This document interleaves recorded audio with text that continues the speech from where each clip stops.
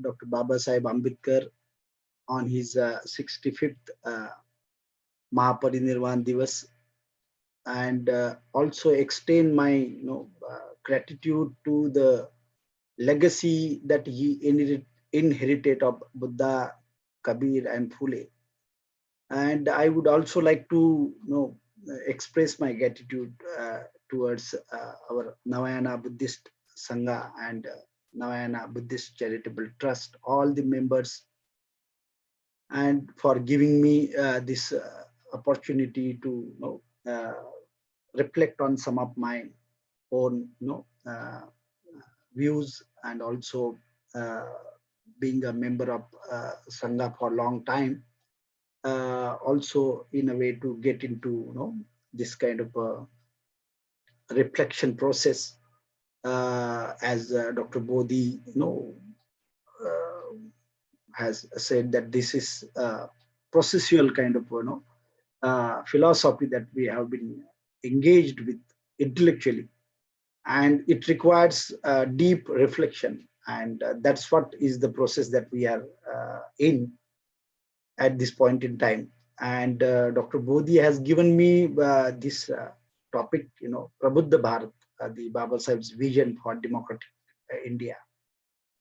And as we know that actually Babasaheb's life itself is, I mean, it's difficult to even comprehend what one individual, bodhisattva can, achieve, accomplish in one lifetime, and to discuss, debate even one idea, as many times Dr. Bodhi says, actually, even one term or concept that Babasaheb has given us itself takes hours together to really make sense of that kind of reality that Babasaheb has given to us. So I'll try to actually see that how I can probably make whatever justice that I can do with this, with my own understanding and comprehension that I have made so far. So so with this, I think I'll start. And once again, thank you so much for giving this opportunity. For me, the context is very important, and we every year, celebrate, not celebrate, but we observe this with great, intellectual enthusiasm, Babasaheb's Mahaparinirvan Divas, and it's not like any other day, I mean, like the way the birth or death anniversaries are, observed in India of a great persons, For us, Babasaheb is arguably the greatest intellectual that modern India has produced, And observing his Mahaparinirvana Divas has been giving lot of, it gives lot of relevance to reflect on the vision that this man had for the country, for the universe, and his social, economic, political ideas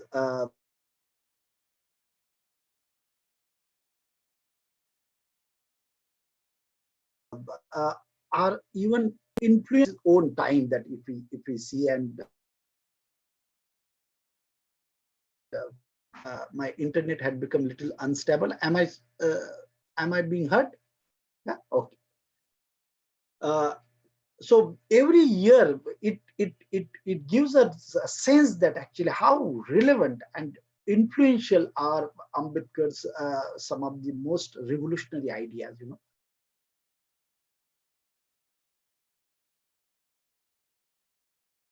And therefore, Mahaparinirvana marks that relevance of the revolutionary ideas and thoughts, and the revolutionary philosophy and revolutionary ideology that Babasaheb has stood for, and to reflect on that. Here I propose to use Prabuddha Bharat as a knowledge framework, or something like a scientific rational thinking framework, and not in the sense of a religious ideology. Okay. And also a political project, as I understand it from the vast intellectual body of works that Babasaheb has accomplished and produced in his lifetime.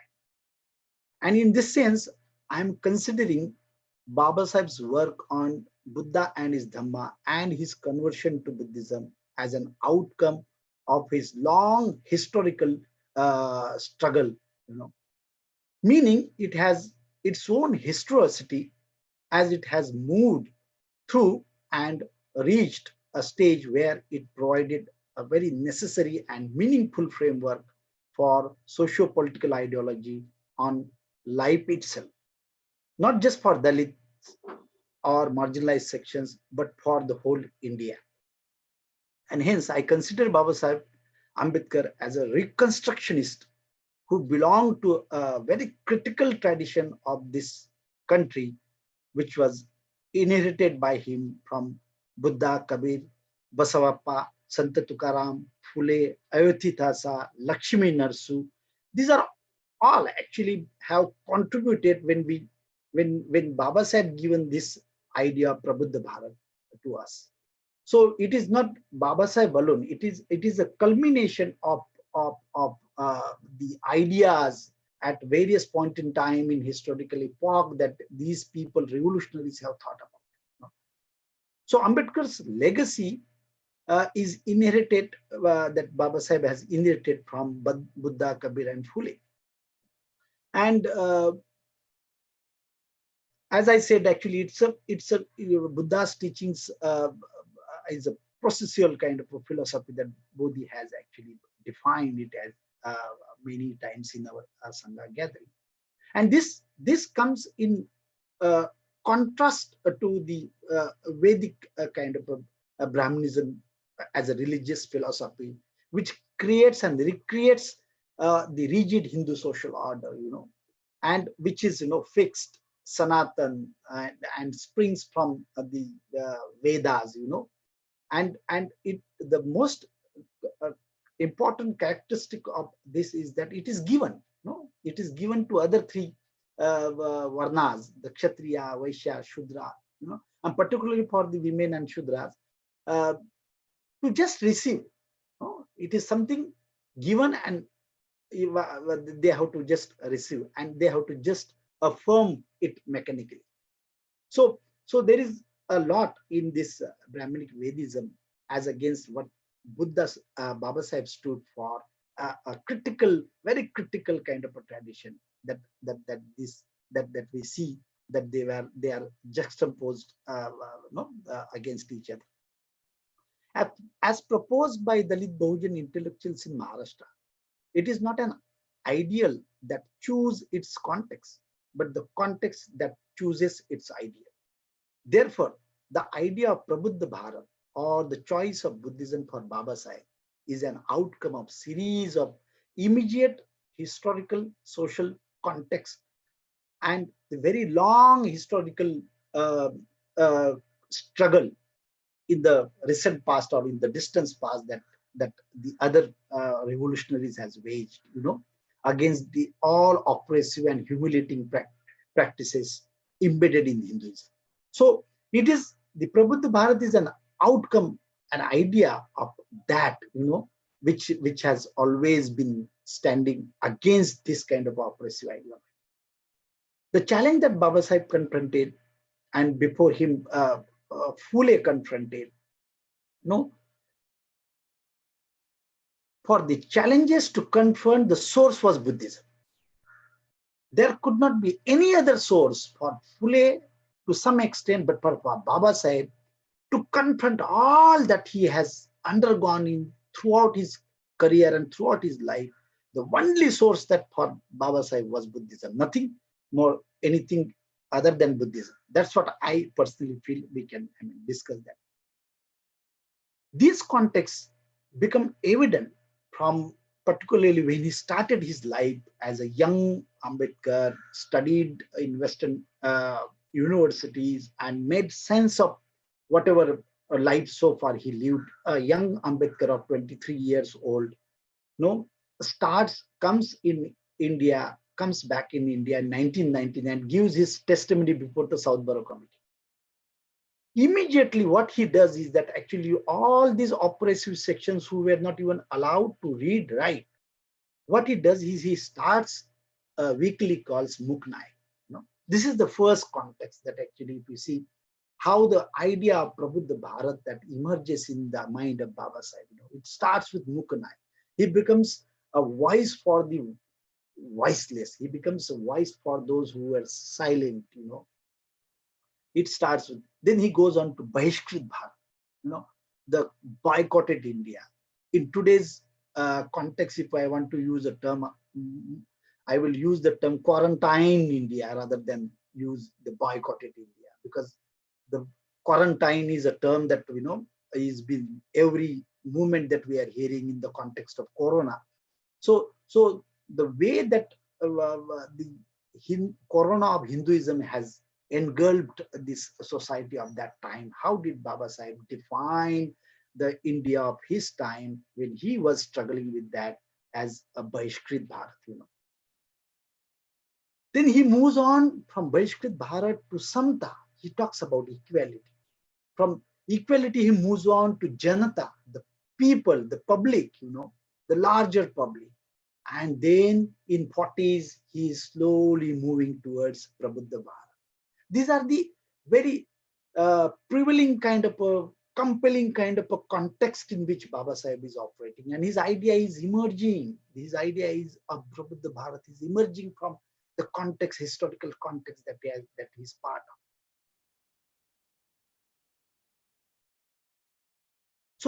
So this a series of weekly points out to an interesting trajectory that Babasaheb has undergone, referring to multiple socio-historical political contexts that he was exposed to. And throughout the period of his life, he had three main ideologies to contest. These were the prominent ideologies. These were the prominent frameworks that against which Babasaheb stood. And tried to wrestle with them. One, the British imperialism, what we call colonialism. Second was the Vedic Brahmanism, which by the time Gandhi and Babasaheb were, in conflict, it was the modified Brahmanism in the form of Hinduism that what Gandhi has put before Babasaheb. The whole idea of Ram Rajya and was more subtle, at the same time very brutal. So Vedic Brahmanism, one can give the characteristic, but the way that Gandhi actually put before Babasaheb the new Hinduism, that was something which Babasaheb was trying to make sense of. Third framework that Babasaheb was actually contesting was the Indian Marxist, what we call the communist in Indian context, who had a least regards for the structural inequalities and the caste hierarchies that were given, and they were more concerned about, the caste. They were more concerned about the class, and the economic determinism and all those things.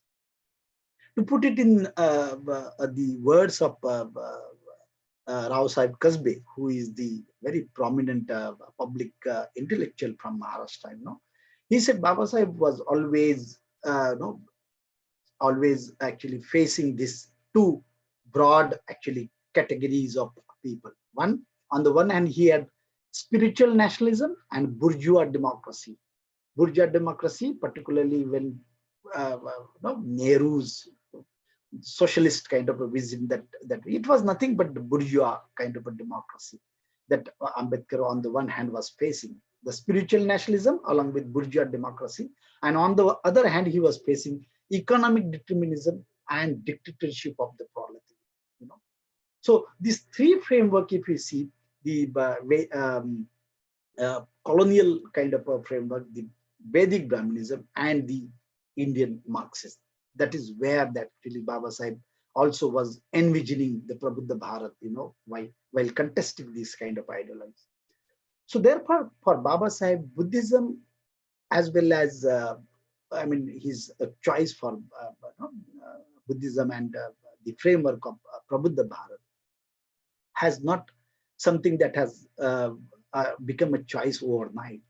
It is an outcome of intellectual struggle, and it was fundamentally a very painful but yet very extremely emancipatory process or struggle for him, and continues to be so for millions of Dalit Bahujans and rational-minded people in this country. So, Prabuddha Bharat, this is what is my understanding.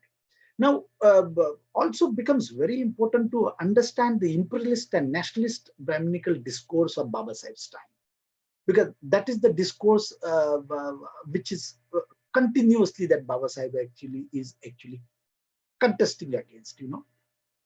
What is this discourse?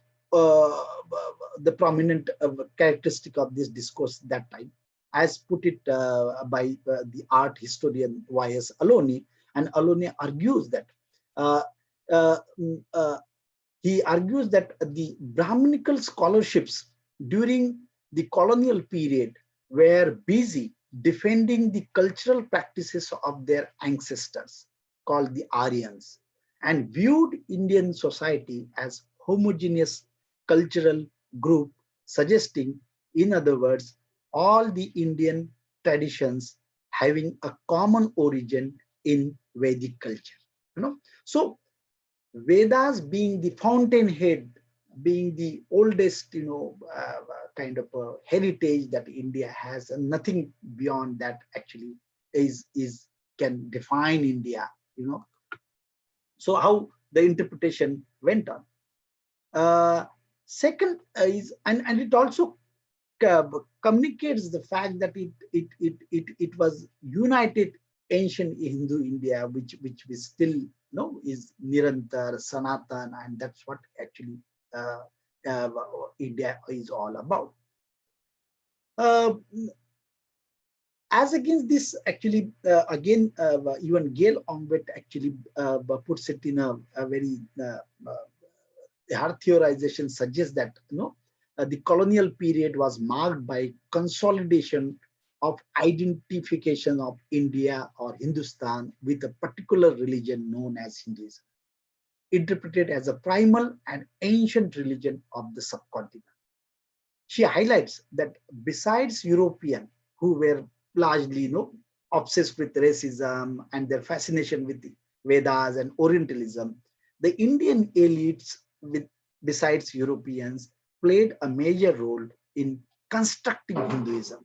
So the upper caste, the priestly aristocratic classes, succeeded in foregrounding a common Indo-European heritage through their presentation of sacerdotal Sanskrit literature.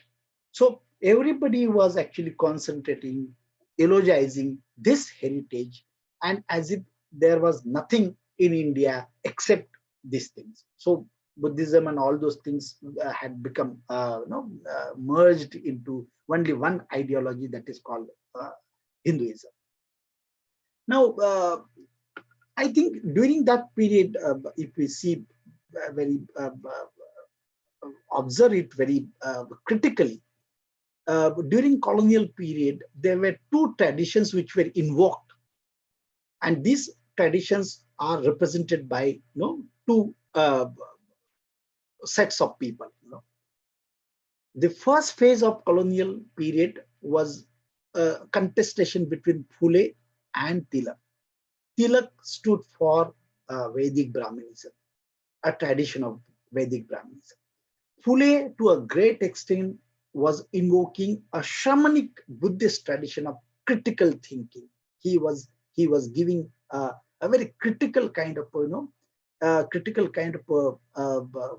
comment on commentary, or critical kind of insight into what Vedic Brahmanism is all about, and what is the critical tradition that India already had.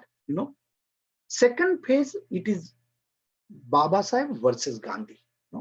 Again, Babasaheb is invoking the very critical shamanic kind of a Buddhist tradition of reflecting on the underlying realities of this country, whereas Gandhi was majorly stuck with the Sanatan and the Varnashrama Dharma and the Ramarajya, and he was not able to come out of that. Of course, with Babasaheb, there were other great personalities like Ayodhya, Lakshmi Narsu, Periyar, Chhatrapati Shah. They were all his, in a way, contemporary or before him a little bit, but they all in a way were the inheritor of this critical kind of a tradition, which I am calling it as. And as we know that the shamanic tradition were known in India as the Gnostic people. They were the non-believer of God. They were the non-performer of yajnas. This idea was not there in their philosophy. Whereas the Vedic Brahmanism stood for performing yajnas, believing in God, the supernatural powers, the divine power, that kind of a framework that they had. So Gandhi stood for that. He was upholder of that. And as we know, there is fiercely contested kind of a battle that we see, fight between these two ideologies during the colonial period. And if we see very insight into this kind of a period, then we get to know that actually there were many who were constructing the Adi ideologies. You had Manguram, you had Achyutanand, you had in the south the Nadars and other people who were talking about the Adi, the original inhabitants of this country, and the as against the Aryanism that has conquered them and that has subjugated them into a non-human being or something of that kind. Now, it is only Babasaheb Ambedkar who is by 1930s emerging as a formidable voice, as a leader of the untouchables, because all other identities go back and Ambedkar emerges. And it is because the way that he viewed the position of the untouchable, contextualized the history, the way historical position of the untouchables, and he said they are not the part of the Hinduism. They belong to a different civilization itself. They belong to a different tradition. You can't call them as Hindu. And this becomes a contest between Gandhi and Ambedkar, and that we can see in the roundtable conference. Babasaheb actually proposes, and he very forcefully actually argues out his case that actually they are not part of Hinduism. The Hindu society is divided between touchable Hindus and untouchable Hindus. Only untouchable Hindus can voice their grievances. Nobody else can represent them, and therefore the untouchable, the depressed classes of what they were called that point in time, needs exclusive representation. And we know the history that what happened. Gandhi gone on to passed unto death, and then there was this 1932. There was we had Pune pact between Babasaheb and Gandhi, and Ambedkar had to settle for reserve seats for depressed classes within a common Hindu electorate. And this is, I think, the significant historical turning point, not only in the life of Babasaheb, but in the life of the Dalit Bahujan of this country. Because here Babasaheb realized that there is no reform possible within Hinduism. And he declares, born as a Hindu will not die as a Hindu. Okay. And that this is the formidable first step towards the Prabuddha Bharat that Babasaheb, awaken India that Babasaheb was all the time envisaging. So this process of developing India's, that time was the in which actually the process of India's constitution, developing India's constitution was going on, and intense negotiations were underway for the eventual transfer of power from British to the Indian population, and depressed classes were fiercely fighting for autonomous electoral representation and also carving out their independent, distinct identity as the non-Hindus. And this is very important to understand. In this context, when Babasaheb declared that he will not remain as a Hindu at the Eola conference in 1935, the first, actually, the step that if we see that they envision that Babasaheb's Prabuddha Bharat as an idea, he, in a way, he gives a framework in his 1936 undelivered speech, The Annihilation of Caste. And Babasaheb makes a very strong argument that Hindus must give a new doctrinal basis to their religion, a basis that will be in consonance with liberty, equality, and fraternity, in short, democracy. The most crucial part that Babasaheb is understanding that, look, your Hinduism is devoid of this. There is no, it is not in consonance with liberty, equality, fraternity, in short, democracy. The first idea. So Babasaheb's idea of Prabuddha Bharat has not come just that he was studied. He studied in Western European context. I mean the environment, and then he was driven by the ideology and influence of John Dewey and pragmatism of America, and therefore those ideas of French Revolution, Russian Revolution, they were the one which were giving these ideas of liberty, equality, fraternity to Babas. No, it came out of his contestation with Hinduism. He was constantly engaged with them. He was trying to seek what is there and what is not there. Okay, so in fact, it becomes the fundamental constituting elements of Babasaheb's vision for Prabuddha Bharat in times to come. This trinity, liberty, equality, fraternity, and his idea of democracy.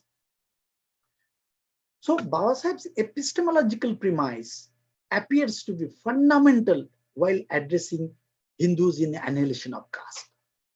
The Hindus, and I quote, the Hindus must consider whether the time has not come for them to recognize that there is nothing fixed, nothing eternal, nothing sanatan, that everything is changing, that change is the law of their life for individuals as well as for the society. In changing society, there must be constant revolution of old values, and the Hindus must realize that if there must be standards to measure the acts of men, there must also be readiness to revise those standards. Most profound kind of evaluation, assessment of a society, how a society has to be. How do we envision a free social order? This is, I think, fundamental when Babasaheb is actually, and it is there in Annihilation of Caste. You can also read. Another, very closely, within 5-6 months, Babasaheb addresses the Mahar community at Dadar in Mumbai in 1936. And the address is called Mukti Kon Pathe.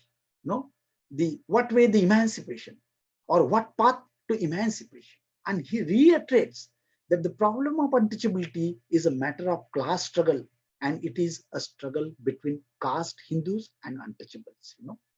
This class struggle framework is not coming to him by the Marxists, by the way.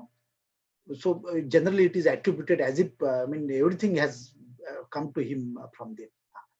So he emphasizes the law may guarantee various rights, but only those can call rights which are permitted by the society to exercise.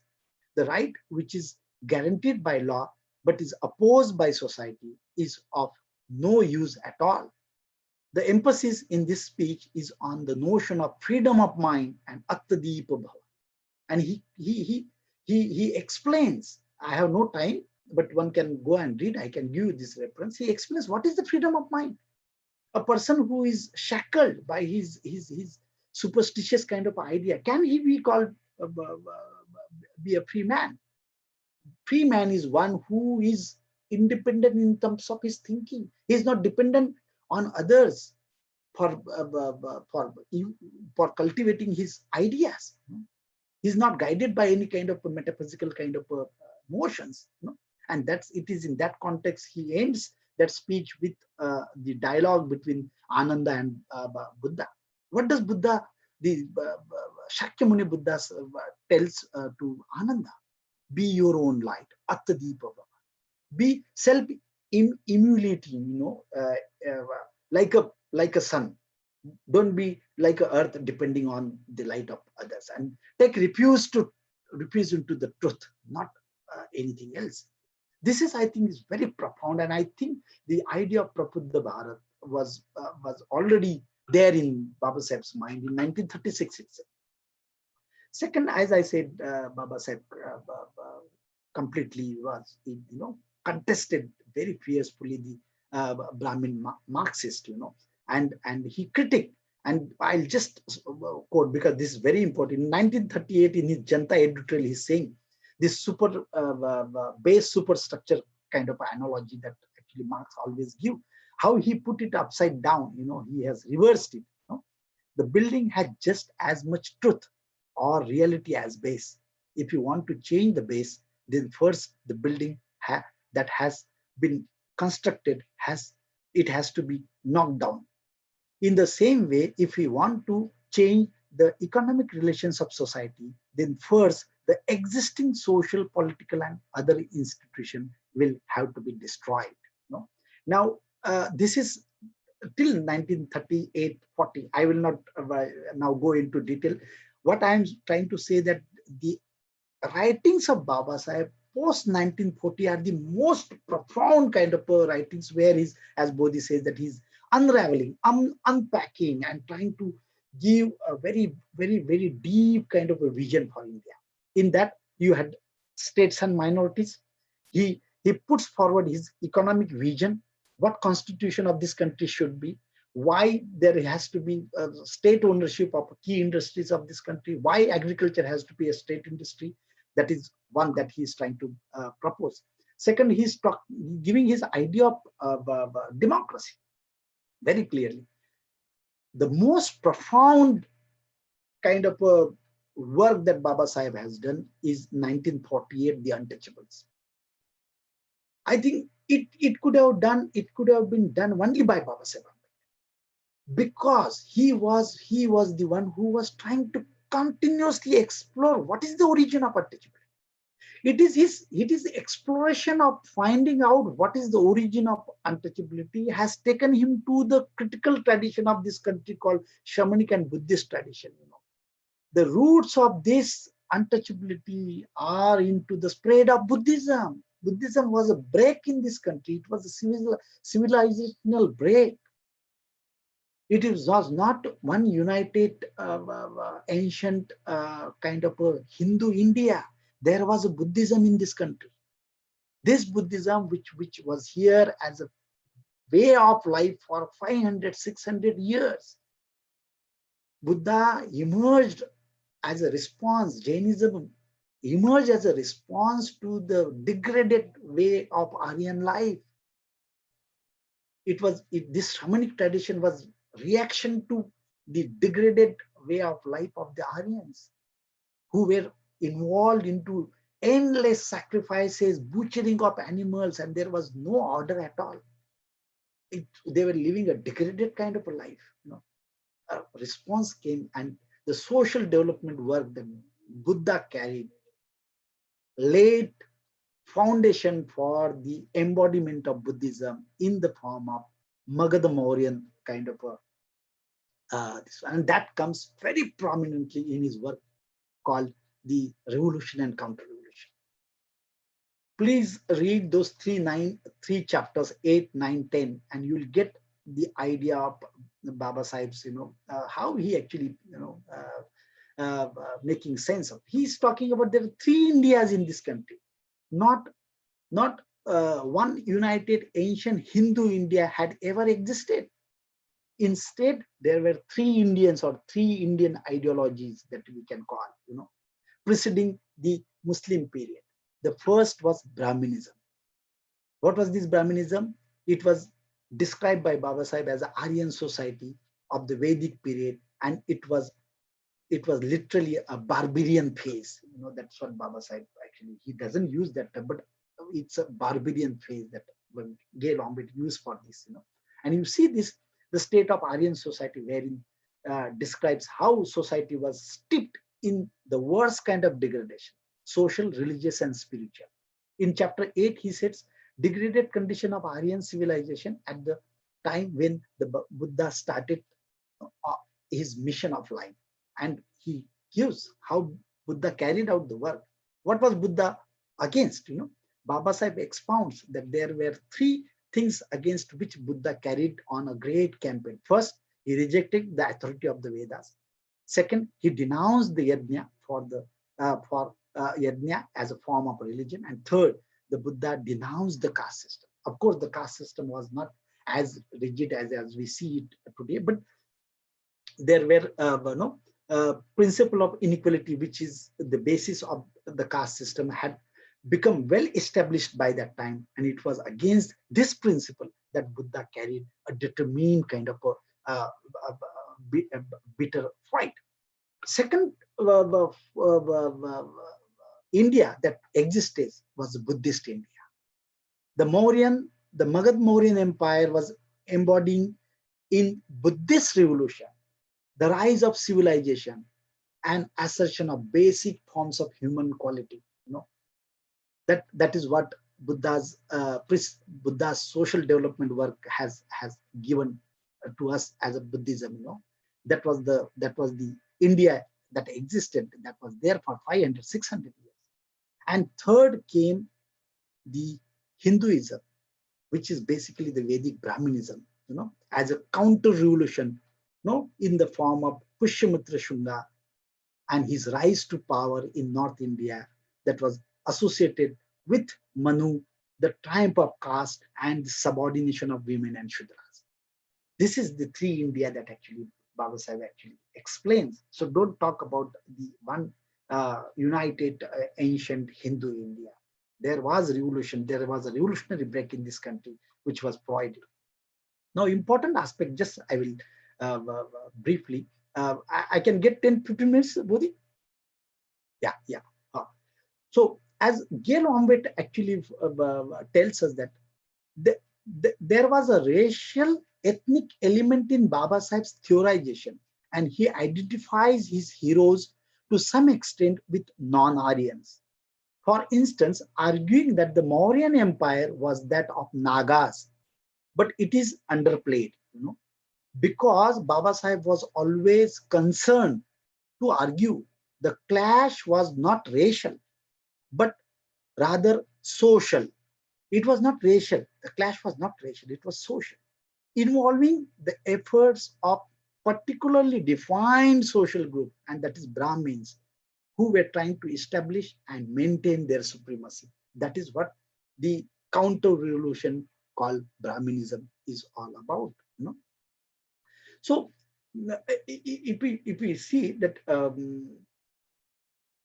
so the rise of shamanic tradition, the doctrine of Jainism, Buddhism was seen as a reaction to this, kind of thing. And we have already seen how Pushyamitra Shunga came to power and brutalizing this one.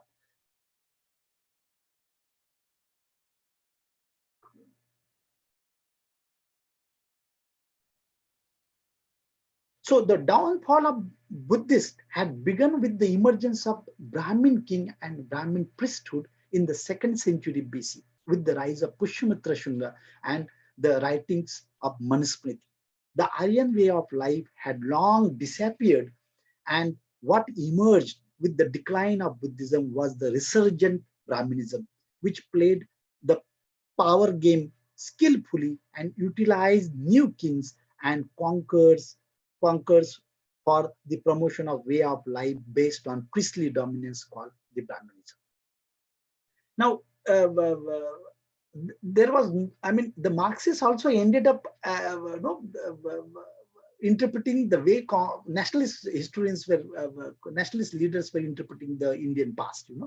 The Indian Marxists, whom Babasaheb referred as bunch of Brahmin boys, saw the Indian civilization as basically Hindu, tracing its origin in Vedic period. And the tallest leader, of the Marxist movement was S.A. Dange. He applied literally the 5-stage theory of history to India with an idealization of Vedic Aryan society and as primitive communism. So applying the 5-stage theory of history that Marx had given, S.A. Dange applied it as it is, idealizing Vedic Aryan society and calling it a primitive communism. So for S.A. Dange, the Indian ancient past Aryan society was a primitive communism. So look at how Babasaheb actually is trying to contest this. So the Babasaheb's, I'll just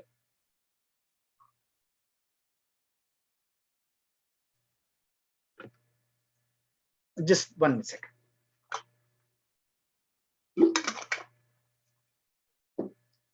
So Babasaheb's embracing of Buddhism in this larger context, his understanding of the ancient past, and this was the way he was engaged. Babasaheb's embracing of Buddhism in 1956 was a logical culmination of his radical historical social interpretation of ancient past. To be specific, by 1950-51, Babasaheb, with most of his followers, was on his way to embrace Buddhism, which was seen as a social rebirth, gaining a new identity. And Babasaheb published a new edition to Lakshmi Narsu's Essence of Buddhism in 1950. It is believed that Narsu's rational scientific interpretation of Buddhism, and particularly his reinterpretation of fundamental idea of karma or kamma, on which Bodhi is today is going to enlighten us, in Buddhism, left deep influence on Babasaheb's mind. Similarly, his thought-provoking article in Mahabodhi Society's Mahabodhi Society journal, The Buddha and the Future of His Religion, Babasaheb argued that Buddhism was a religion for the whole world because only Buddhism fulfills some fundamental requirements to qualify as a religion. And Babasaheb gives those 3 requirements: that the morality must remain the governing principle of every society. This was the first requirement to qualify as a religion. And we see that in all other religions, particularly Hinduism and Christianity, the morality is secondary to the beliefs in God, and it is more substituted by cosmic principles. So that actually Babasaheb has done away. Second requirement Babasaheb actually outlined in his Mahabodhi Society journal, that religion, if it is to function, must be in accord with science, which is merely another name for science. It has to be in accord with the reason, the science. Otherwise, if it is based on science, if it is not based on science, religion is bound to lose its respect. It may become a subject of ridicule, and it may even lose the force as governing principle. That is why that religion has to be in accord with science. Third criteria that third requirement Babasaheb says is it is not enough for religion to consist of moral code, but its moral code must recognize the fundamental tenets of liberty, equality, fraternity. If religion fails to recognize these 3 fundamental principles of social life, religion will be doomed. So this was very clear, and you can understand how it must have antagonized the upper caste in this country, particularly those who were at the helm of the affairs during that time in Mahabodhi Society.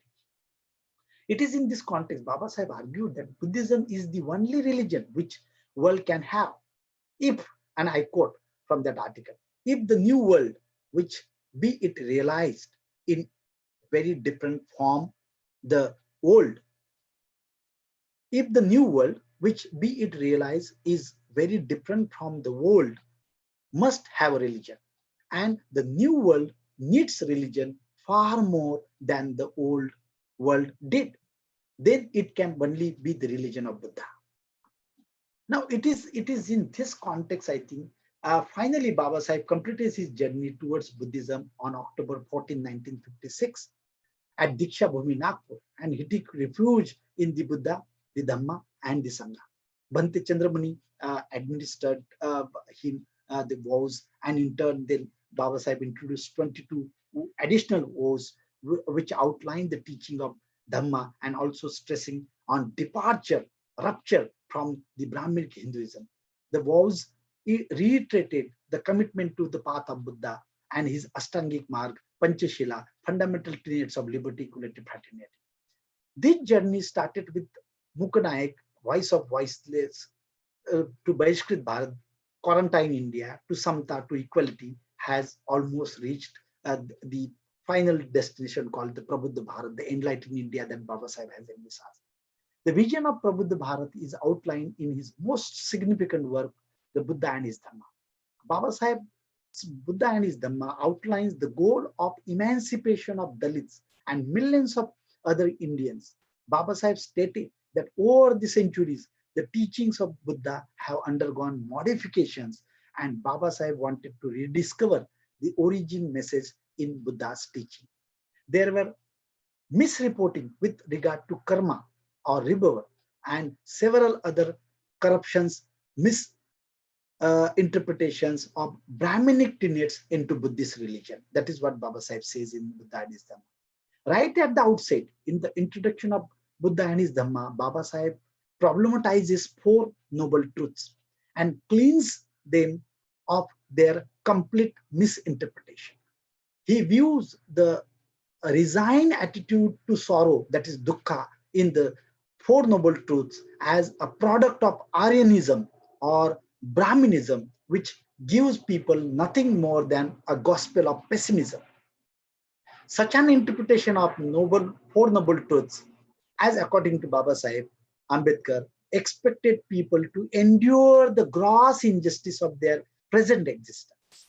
This noble truth actually make people to endure the injustices of this existence. And Ambedkar was outrightly eliminates these 4 truths, altogether as a stumbling block in acceptance of Buddhism by the people. So according to Babasaheb, the traditional answer to Siddhartha Gautama's Parivraja is absurd. This cannot be the way that it has been narrated. Buddha saw sick man, old man, dead man. How is it that, Babasaheb is asking, how is it that Siddhartha Gautama did not see these 3 sides earlier? This explanation does not appeal to the reason. Again, Babasaheb is the rational scientific framework that Babasaheb.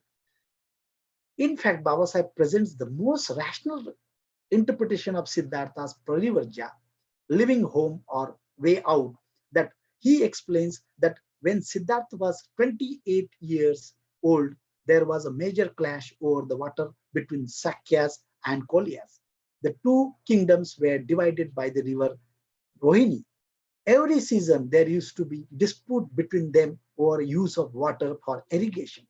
The dispute turned violent, and the Sakyas wanted to wage war against Kolyas. But Siddhartha was against the war and felt that waging war will not serve the purpose and will sow seeds of another war. The Sakya Sangha refused to pay heed to Siddhartha's peace proposal. When the war was made binding on Siddhartha, he decided to leave the country. This explanation corresponds with the core social message of social welfare that Buddha and Buddha's teachings have as a core. And that's Babasaheb is trying to, in a way, resurrect. Babasaheb applied 3 criteria to the Buddhist canonical literature to verify being the words of Buddha or the origin teaching of Buddha. The first was anything which is rational and logical may be taken to be the words of Buddha. The second, anything that is against the welfare of human being cannot be the word of Buddha. Anything that is against the human welfare. Third, the Buddha stated his views definitely and exclusively only on those matters about which he was certain. So this criteria that Babasaheb actually has applied. Most importantly, the Buddha's religion, according to Babasaheb, is a discovery. It is not a religion. The result of inquiry and investigation into the condition of human life on the earth. This is not the investigation and inquiry into the other world, the kingdom of the heaven or the kingdom of the hell. No, no, no. The human condition in the life on this earth. Hence, it is not something revealed by God. The first thing that the Buddha's teaching is not something revealed by God. For Buddha, the religion based on God is based on speculation. In view of Buddha, the center of religion lay not in relation of man to God. It lay in the relation between man and man. The purpose of religion is to teach man how he should behave towards another man so that all may be happy. That is what Babasaheb is actually giving. In addition, the Buddha never claimed any divine origin for himself and for his teachings. Similarly, he never claimed infallibility for his message. He said his message is open to question, examination, re-examination, and even be discarded or gave up. No, he is not concerned about that. In this broad context, these are, I don't know whether I should call it a proposition or my understanding of why Babasaheb actually gone towards Buddhism and how Babasaheb thinks about Prabuddha Bharat. By mid-1950, Babasaheb had evolved as one of the most seasoned statesmen with his own distinct political ideology, resultant of the political movements he had launched at various points in time. Babasaheb had fought throughout his life the three opponents, Congress and nationalists, the colonial power, and the Indian communists.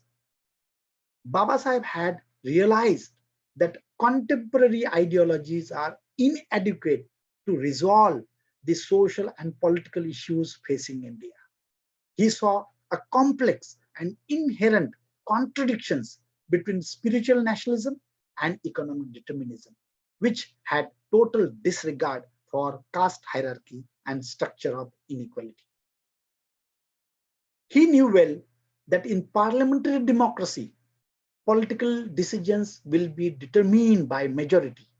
And in India, it is not mere majority, but a communal majority, which is determining factor. As scheduled caste or Dalits, being minority will literally have no political future. The Dalits will have to be at the mercy of communal majority. It is this majority that will continue to determine what is fit for the minority, that is Dalit and Adivasi and everybody. Babasaheb was also aware of the limitations of acquiring power within the liberal constitutional framework. He had witnessed the political subordination of Dalits by Dalit Congress MPs during his own life, and that too in parliament. For Babasaheb, the fundamental elements of democracy were liberty, equality, fraternity. In other words, social justice. He tried to enshrine them into the Constitution of India. He also tried to provide as many safeguards to the minorities as possible and protect their fundamental rights. However, Babasaheb realized the limitations of the state institutions. For instance, legislations can ensure rights of people, but it may not create larger social concerns. So it is in this kind of the post-independence democratic India, the vision of Babasaheb's Prabuddha Bharat or Navayana Buddhism in Maharashtra becomes very prominent. And I'll just take 2 minutes and 5 minutes, and I'll just conclude. I'm sorry, Bodhi, I might have taken more time, but I thought actually, since you have given me this opportunity, I should put it on before you. So the emergence of this, how do we see that Prabuddha Bharat becoming realized? How the efforts have been put. emergence of a very vibrant and radical, literary, cultural, and political movements in the 60s and early 70s in Maharashtra across different parts of India can be understood within the framework of Prabuddha Bharat or Babasaheb's Navayana Buddhism, foregrounding itself into colonial and post-colonial discourse of caste-based discrimination and humiliation. The Buddhist Dalit political and cultural movements challenged the very domain of Brahminical knowledge production and their cultural hegemony.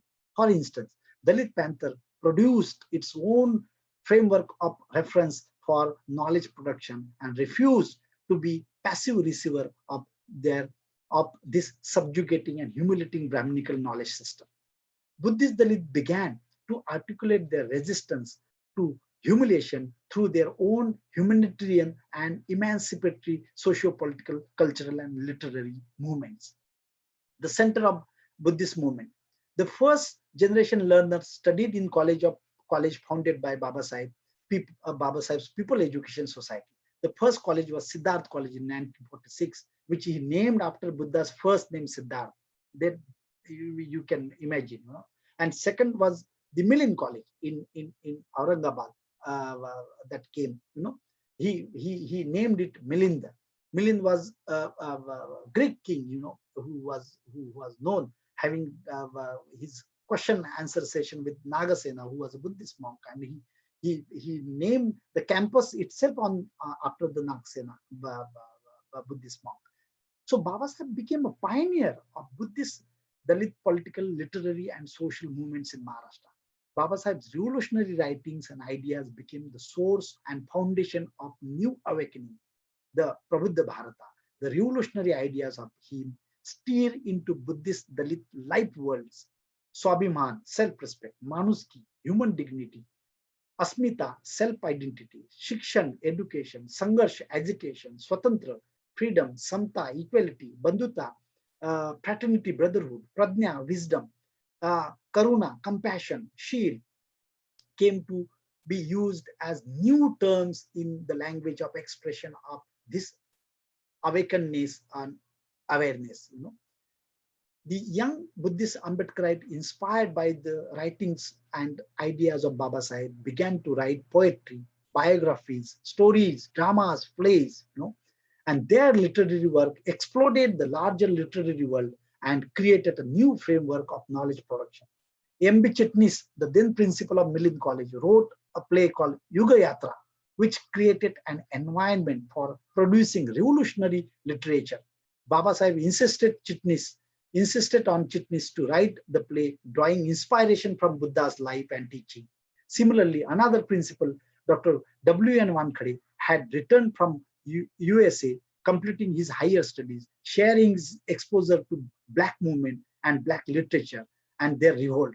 He made comparative study of Blacks and Dalits. So these were all actually, so 1967, Maharashtra, the first Dalit Sahitya Parishad was held at Bhusawal, where Dr. Wankhede gave his presidential address, and he was reviewing Ramayana, Mahabharata, literature of Marathi sons and the modern literature, and he said, he pointed out that the Dalit literature has no place in Dalit literature, Marathi literature, and asserted that the time has come to revolt and produce their own Dalit literature.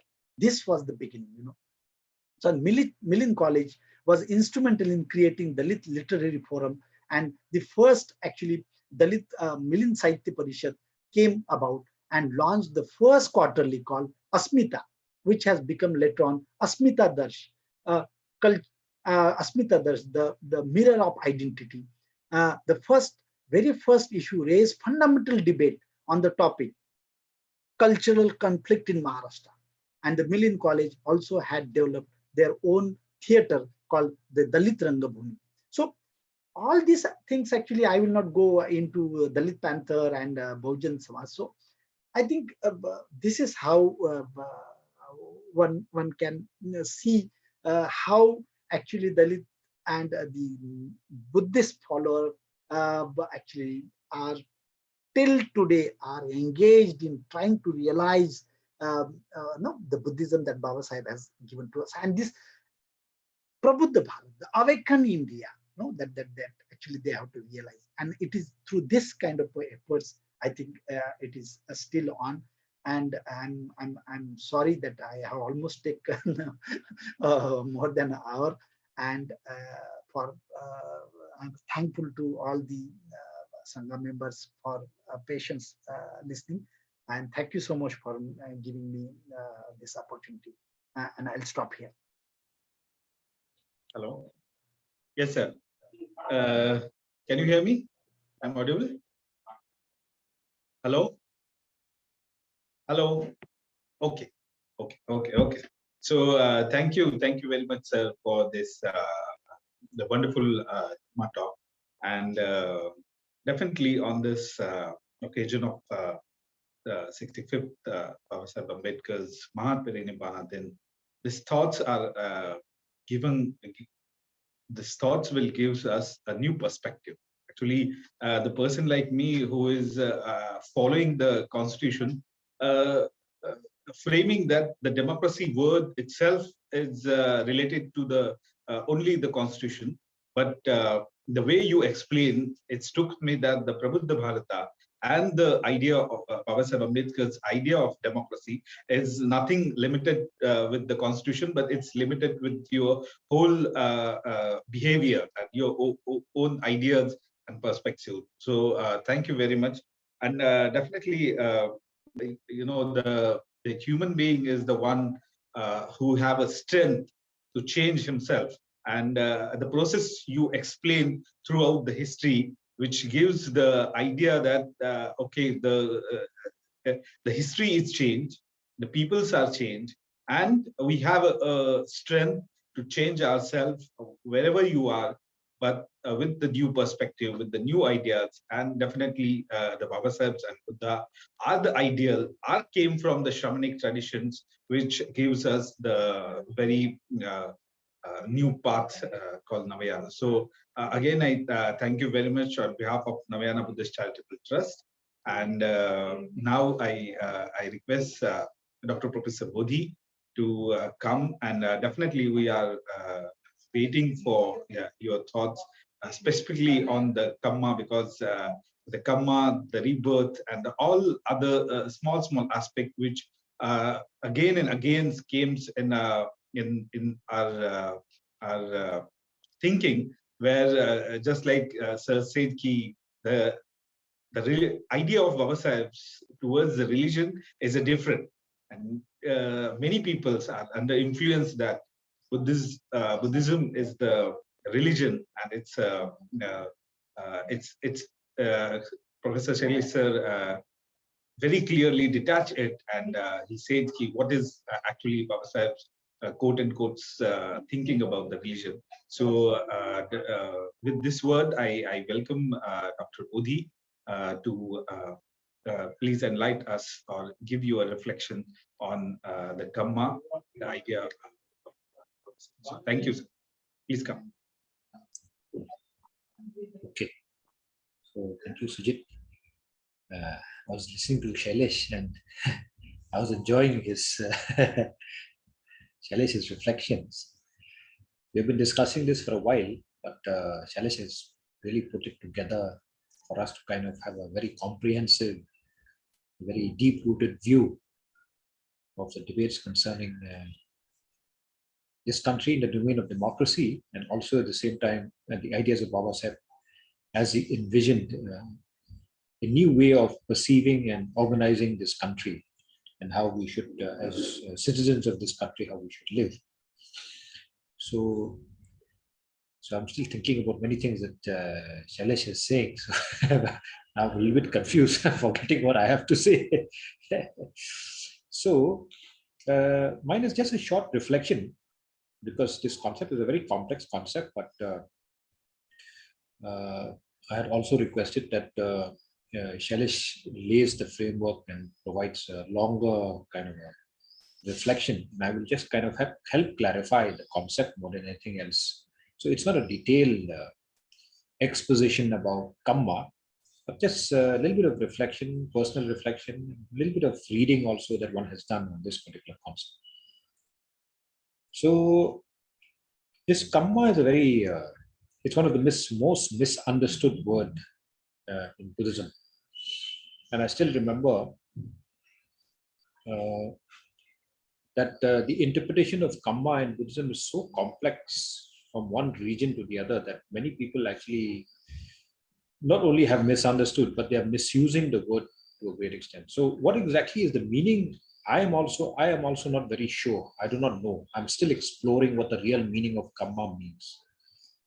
And the main source in which I use to refer to is Babasaheb's writing, Buddha and His Dhamma, and Lakshmi Narasu's work on what is Kamma. And many of the writings from, the Theras who have been talking and thinking about Kamma, like people like Prabuddha Bharat, people like Bhante Panaji, and some very interesting, people who have been now discussing about this. But in all my reflections that I have done based on these sources, I have not yet been able to arrive at an understanding of what Kamma is. So mine is more like a reflection, a personal reflection, rather than any kind of a very scholarly exposition about the category or the concept that we're talking about. So to begin with, I think it's very important to lay the framework of Buddhism. And we have been constantly speaking in our Sangha that, Buddhism is a processual philosophy. It's a process. It's not an analytical philosophy. It's not an absolutist philosophy. It is a processual philosophy. What do we mean by that? By processual philosophy, we mean that the words might remain, but the meanings of the words will change over a period of time. So the word Kamma and the meaning that we attach to the word Kamma is constantly going to change over our lifetime, or even during, generation by generation by generation. So there is nothing in Buddhism that is fixed, that is beyond time, space, place, and person. Everything is grounded in a context, and that context will interpret and make use of that concept from time to time based on lived conditions that people have. So it's very important to understand that we are talking about a processual philosophy. We're not talking about an analytical philosophy where you can define something. We are talking about, more than anything else, propositions and meaning making and engagement with certain concepts that will help us deepen our understanding of the practice of Buddhism, and will also help us clear the path how we should walk into the future. So they often say that Buddhism is like it's like a street light. It just points you where you have to go. It points you where you have to go. It's a marker. It points you, but there is no real, you will have to walk on your own way. No one will walk for you, no one will think for you, no one will do things for you. All of this has to be done on your own. I remember one very interesting short kind of a discussion of one very senior bhikkhu when he was asked, what is Buddhism? So the bhikkhu said, Buddhism is nothing but an appropriate statement. So in the beginning, when I was listening to this short story, I used to think, what does he mean by someone is asking, what is Buddhism? And this person's response is, it's an appropriate statement. So someone would be explaining what Buddhism is, what is Buddha, Dhamma, Sangha, what is noble truth, noble path, and so on and so forth. Instead, the person said it is nothing but an appropriate statement. And this particular line struck me so hard because it began to unravel to me what process means and what processual philosophy is all about. So today, when we are discussing about this word Kamma, we must accept one fact, that all of us are in our own processes. And how we interpret the word, there is no single interpretation. There is only multiple ways of looking, multiple ways of engaging, multiple ways of understanding. And if anything that I say, it's only to help you, like a mirror, to reflect back into how you understand Kamma. It is not to be taken literally as this is the definition of Kamma. So that's exactly how I want to pitch it. The second point which I want to note just before we go into the details is that there are certain things that are coming out. If you look at Buddhism more than anything else as a philosophy, as a knowledge system, as a science, if you look at Buddhism from those lenses, you will begin to see that there are certain fundamental principles or fundamental premises in which Buddhism is kind of based on. Now, I don't have time to discuss the details, but I will just lay them so that people will just think about it. Buddhism as a processual philosophy, as a processual knowledge system, as a science, is one of the only type of science that is premised around the notion that something, which is what we experience in this world, constituted by subatomic particles, atom, molecules, cells, and so on and so forth, which we call matter. All of this thing we call matter that condenses itself in the universe and forms the world, forms the earth, forms the planets, forms the galaxy. All this something that we experience came out of nothing. So the first thing that we need to think about seriously is that all other religion, when you talk to them, or all other, including science, when you think about them, everything came out of something. Science has its origin story called the Big Bang. The Abrahamic faiths have the origin story called the Creator God. Many religions in India have something called the Creator, someone who basically created this world. The stories are different here and there, but fundamentally the premise is the same. Buddhism, on the other hand, escapes this kind of a conception and looks at the world from the point of view of saying that everything that you experience, that you see, that you can touch, can taste, can smell, can even feel, actually arises out of something called nothing. So this is the first thing that we need to think about, why Buddhism is processual in nature. The second thing is, in Buddhism, comparatively, when you look at other religion, it is one of the only processual philosophy that has the concept of no beginning and no end. You will see a number of suttas in which the Buddha himself explained the notion that there was no beginning and no end. And it's very difficult to work around this because it's a very complex idea to think of how there cannot be something called a beginning and an end. All religions, including science, are grounded fundamentally around a beginning and probably an end in the future. Buddhism is the only one that says there is no beginning and there is no end. The third thing I think is important to kind of clarify this Buddhism idea is that the imperatives of Atta Deepa Bhava, when Shailesh was mentioning this word, it struck me a lot. The imperatives of the Atta Deepa Bhava, and not any text from God revealed through a prophet, as the source, the fundamental source of true knowledge. For Buddhists, true knowledge arises from Atta Deepa Bhava. It is not dependent on any text, especially a text revealed by a prophet, that is the word of God. True knowledge in Buddhism is purely a light unto yourself. Now, you will know, if you look at the history of the world, there was another concept very similar to Atta Deepa Bhava that arose in what is called Western European Enlightenment. It is called Sapere Ode. Sapere Ode. It's a German word. And what does Sapere Ode means in comparison to Atta Deepa Bhava? Sapere Ode, which was the slogan of Western European Enlightenment, simply meant this: have the courage to use your own intellect and don't depend on anybody else for your knowledge. So they ring a bell when you talk about Atta Deepa Bhava, be your own light, be a light unto thyself. Many people translate it as be an island unto themselves. But Babasaheb looked at it as be a light unto yourself. You are the knowledge and you are the one who pursues knowledge.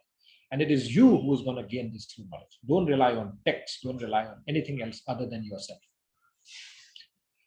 The fourth point, which I think is very fundamental, is that Buddhism also is somewhat grounded around the idea of this notion of multiplicity, diversity, pluriversity, that characterizes the nature of social reality, as against one single way of looking at the world, one single way of thinking at the world around the idea of the universal and the particular. Buddhism is very, very very, very diverse, very, very plural in the way it conceives. So if you look at the world in terms of Buddhism, there are hundreds and hundreds of Buddhism. There is not a single Buddhism in that sense. Once it comes to practice and context, there is the taking refuge, there is the Patiksha Samupad, there is the noble truth, there is anatta, there is anicca. There are so many of these concepts, but the minute you begin to practice, it becomes diverse. It takes the characteristics of the context. So the fourth point that we need to clarify is that we are talking about a processual philosophy that manifests in people's life in diverse ways. It doesn't manifest in a single way. So you rarely have a Buddhist fundamentalist who says there is only one interpretation of the Buddha, one interpretation of the sutta. You'll rarely have, because as a processual philosophy, even one sutta can be interpreted in thousands of ways. And depending on your context, you will interpret in that particular manner. So it is rare that you will have a Buddhist fanatic. Only one way to interpret. Don't interpret any other way. Otherwise, we will, there will be violence. We will beat you kind of, idea. So you don't have Buddhists like that. Buddhists are not fanatics. They're not fundamentalists. You cannot have that in Buddhism because the framework itself doesn't allow you to be a fanatic or a fundamentalist. It pushes you to currently reinterpret, currently to produce new interpretation, currently to contextualize, currently to make sense of your life, currently to make meaning with your life, currently to change the meaning itself in all of these processes. And Buddhism goes even further, even to the dissolution of meaning itself. So the fifth point that is very important to understand about this thing we call Buddhism is that it has an overarching framework, but when it manifests itself in the contextual experience of day to day, the lived experience of people, it manifests as plural, it manifests as diverse, it manifests as multiple in the way it actually engages with that particular reality. I think the fifth point which is important is that to understand about Buddhism is that we generally call it the Dhamma Viharas, but let's just use the word love, morality, and beauty permeates the Dhamma. The characteristics of this thing we call the Dhamma, the key characteristics of the Dhamma, generally explained as Metta, Karuna, Mudita, and Upekha, we can speak about it as love, morality, and beauty permeates the Dhamma everywhere. These are, when I say permeates the Dhamma, means they are the foundational basis by which the world is constituted. For Buddhism, love is the fundamental basis of life, not only of life, of matter, not only of matter, of something as deep as a subatomic layer, something as deep as the virtual particles, something as deep as dark matter, dark energy. That which permeates everything is this thing called love. The second is this thing called morality. It permeates all realities. And beauty. So this is the characteristics from a Buddhist way of looking at the world. The world is a beautiful place. The world is a moral place. The world is a loving place. The sixth point is that the Buddhist path is a religious path without a Godhead, without a God principle, and without an underlying great design. So when we think about Buddhism, we have to think of Buddhism as a religion without a Godhead, a greater God, without a God principle, the first principle argument, and without a great design. The one who created the world was a great designer. In Buddhism, none of these so-called debates that happens in all other religions in the world actually applies to what we call the processual philosophy of Buddhism. So that's the kind of religion we are talking about. We're talking about a religion without a God, without a first principle, and without any great design. The seventh point, which is important to note, is that morality and not God constitute the central informing principle of Buddhism. Morality and not God constitutes the fundamental, central informing principle of what we understand called Buddhism. And I think the last point, which is the eighth point, which is important to note, is that Buddhism is always ready to stand up and be judged by science. A Buddhism or a belief in Buddhism or a postulation in Buddhism or a proposition in Buddhism that cannot stand the test of science should be dropped. Because Buddhism is also a supreme science. Buddhism is like even deeper than science. If science is by experimentation and observation and also by discovery, Buddhism is also arrived at by discovery. The Buddha discovered many of these processes which he spoke about. So in that particular sense, Buddhism and science must go hand in hand. And I'm talking about science not in terms of the kind of debates happening about science right now. I'm talking about science as a reliable knowledge, arrived at through logical reasoning, arrived at through rationality, arrived at what you understand called experiment, arrived at through observation. That's the kind of science I'm talking about. I'm not talking about science in the way people kind of pitch science to be. I'm talking about reliable knowledge arrived right through discovery. arrives out through experiment, arrives out through observation. And Buddhism is similar in that particular sense, but it's even deeper than science. While science is a way of studying the world, Buddhism is a studying of the world and the mind at the same time. So these are some of the characteristics which I want to kind of just lay in front of you as we discuss what we understand called Buddha, because we need to begin to understand Buddhism, especially many of us who draw our lineage from the shamanic tradition, from the Buddha, from Kabir to Eotithas, so Lakshmi Narasu, and as Shailesh said, to Babasaheb Ambedkar. Many of us who draw, we belong to that tradition. We belong to the shamanic tradition, and this tradition is rich in terms of the way it conceives the world. And this tradition is the tradition that has produced the most revolutionary ideas in the world. This is the tradition that has produced the most amazing philosophical frameworks in the world. Other frameworks are mostly just borrowed, here and there, and fit here and there, and that's why everybody's so confused about what those traditions are all about. The shamanic tradition is a tradition that is not only critical, but it's very, very sophisticated in the way it articulates philosophical systems in this world. So it's very important for us to know what are the constitutive elements of what we call Buddhism, especially from a processual perspective. Some people look at Buddhism from a linear perspective. Some people look at it at analytical perspective. But many people now, especially in India, we are talking it as a processual philosophy, no more as a linear and analytical philosophy. So these are the first point which I want to make and submit to our kind of thinking as we are engaging with these processes today. Now, in my understanding, this notion of morality, which comes hands again and again in what we understand called Buddhism, is something that many of us, actually, as framed by Babasaheb, he looked at morality, and morality became very fundamental to the way, he looked at what he understood called Buddhism.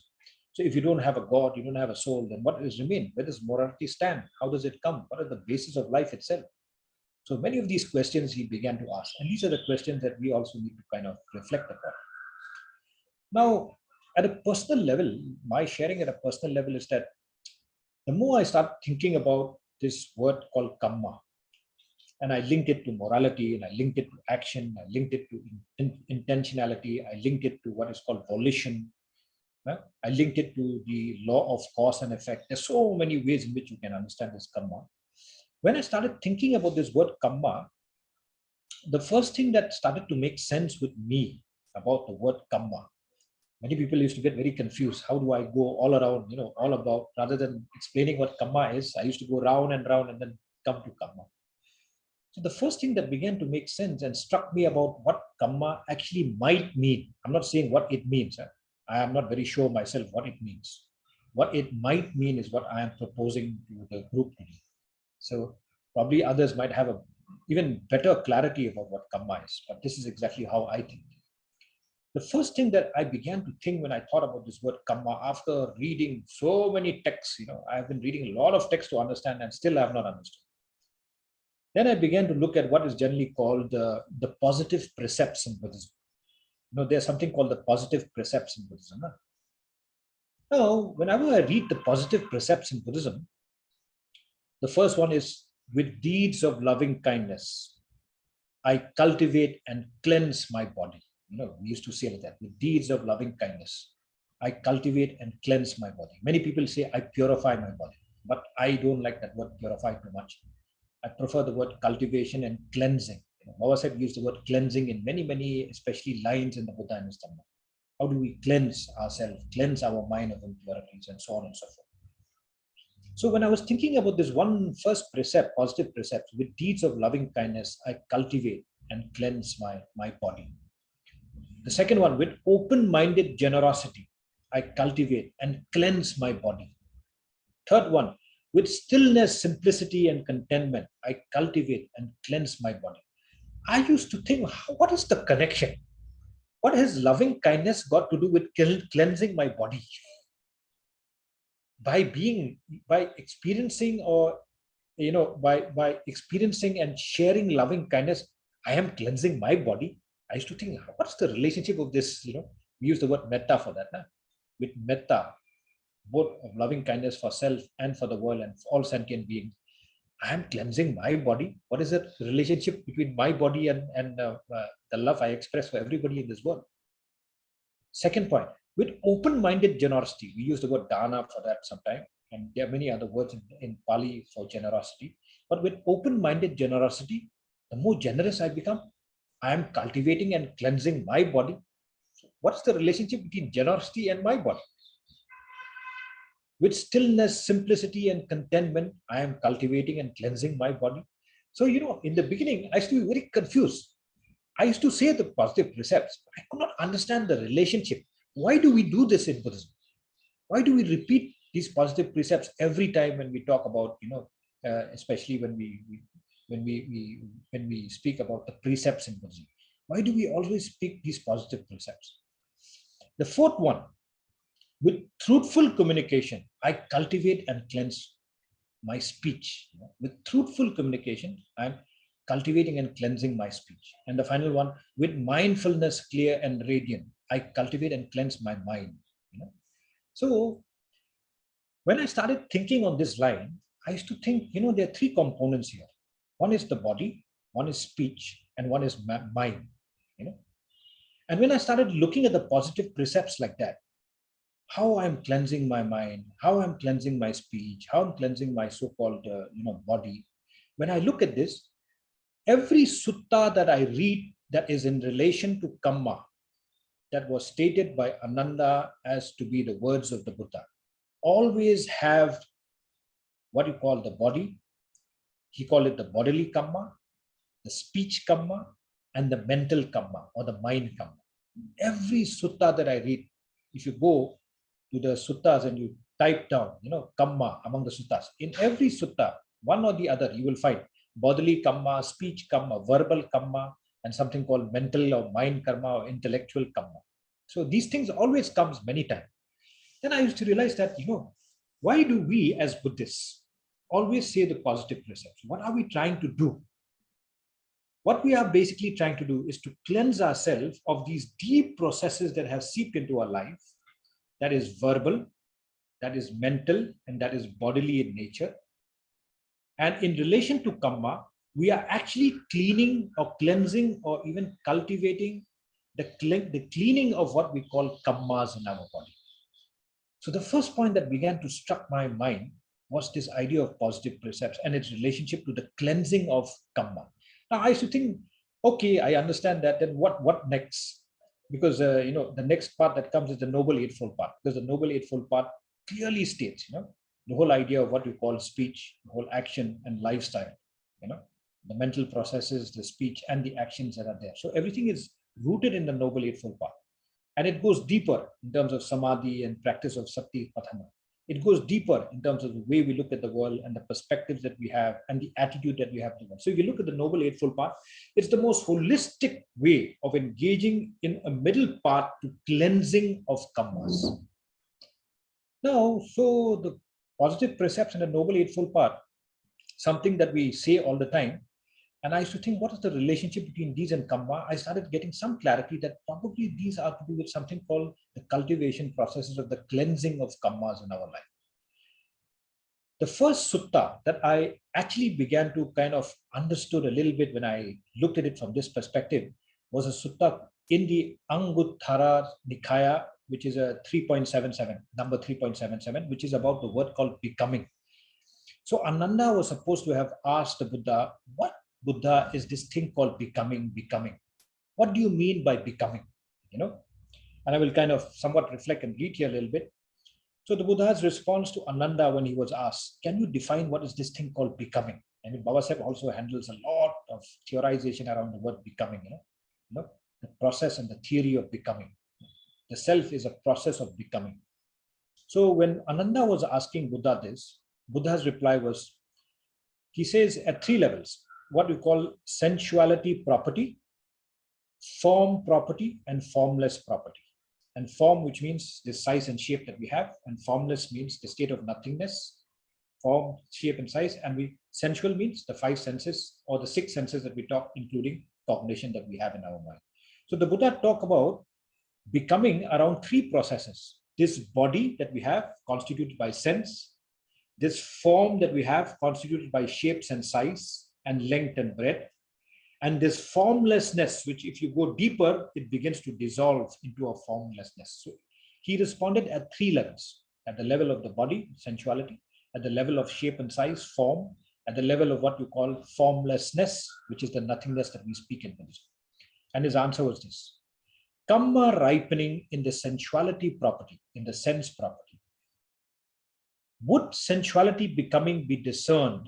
Can you discern sensuality properties or sensuality becoming around this idea of sensuality property? Now we need to read the sutta in order to understand, but I'm reading and I'll explain as we move on. So Ananda's response to Buddha was, no, Lord, we cannot. He said no to Buddha. He said, we cannot actually discern what is called the becoming from mere sensation. How do people become something new merely from sensation? Touch, taste, smell, hearing, speech, and so on and so forth, including so-called the frontal lobe, and including what we call the cognition, or what the Buddha called mano.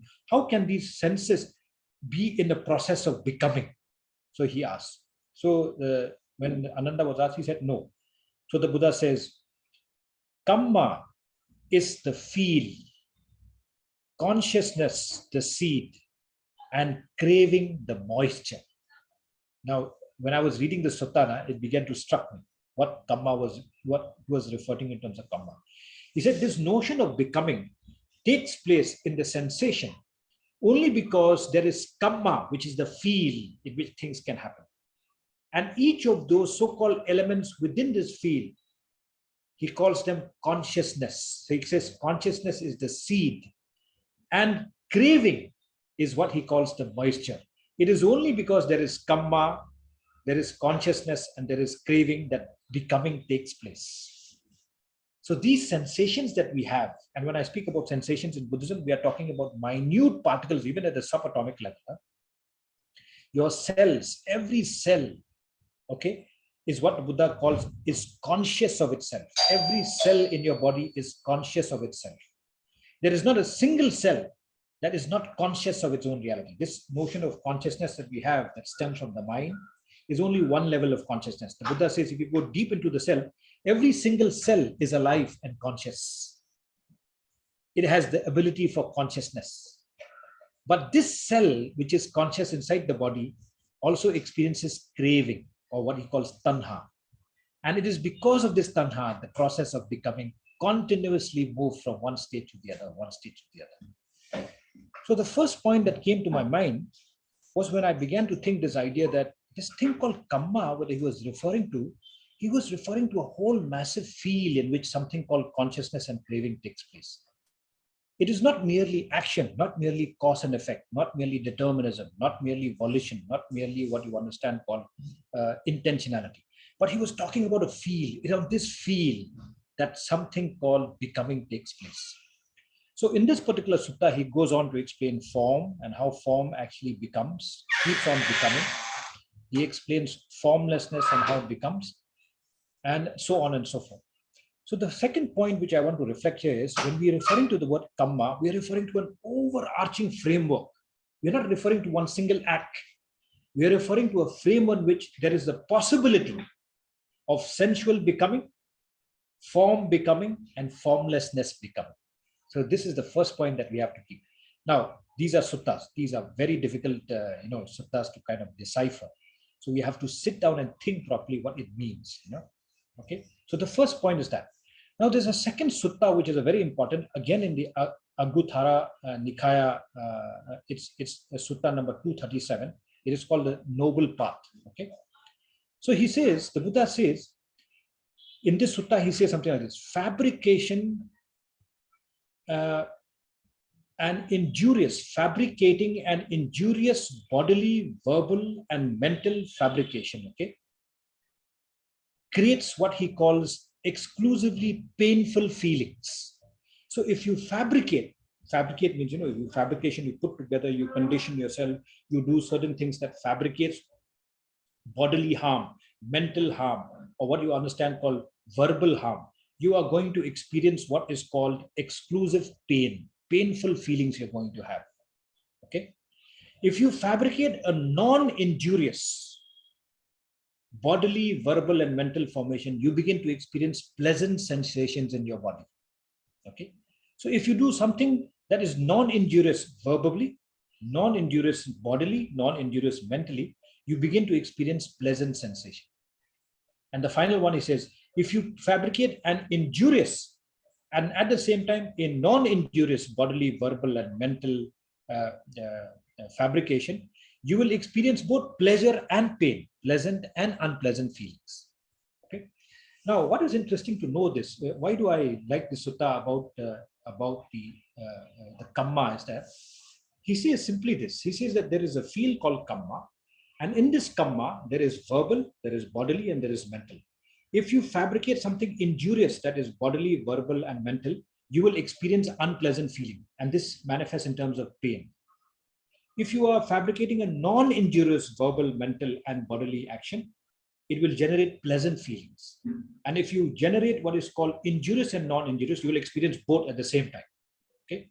So this kind of, this sutta also gives a deep insight about what he meant and how this so-called feeling and the creation of kamma takes place in this whole overarching framework, which he identifies as kamma. The third sutta, which I want to speak about here, is a very interesting sutta. It's called the Samyutta Nikaya, number 35. And this is very important. And he says something like this. While talking to bhikkhus and bhikkhunis, he started the sutta like this. What is old kamma? The I is old kamma, to be seen as generated and fashioned by volition and as something to be experienced and felt. Okay.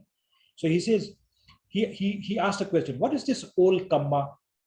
He says, the I is old kamma. However, whatever way you see the world at this point in time is old kamma. To be seen and generated and fashioned by volition, which means intentionality, by volition, by cause and effect, as something to be immediately experienced by the self that you are having. The ear is old kamma, again, generated and by volition and experienced right now. The mind is old kamma, again, to be generated and fashioned by volition as something to be experienced right now. So he says, if you want to understand kamma, first of all, you have to understand something called old kammas, something that is already there in you right now in terms of the way you see the world, the way you engage with the world, the way you hear about the world, and the way you think about the world. These are what you are. Right now, what we are is old kammas. The second point, he said, what is new kamma? And the answer he gave was, whatever action one does now by body, speech, and mind is new kamma. And this is, this sutta is so beautiful because Babasaheb took this sutta and explained it. And that's why Babasaheb made a beautiful argument by saying that the kamma that we are talking about applies only to this life. There is nothing called kamma after this life.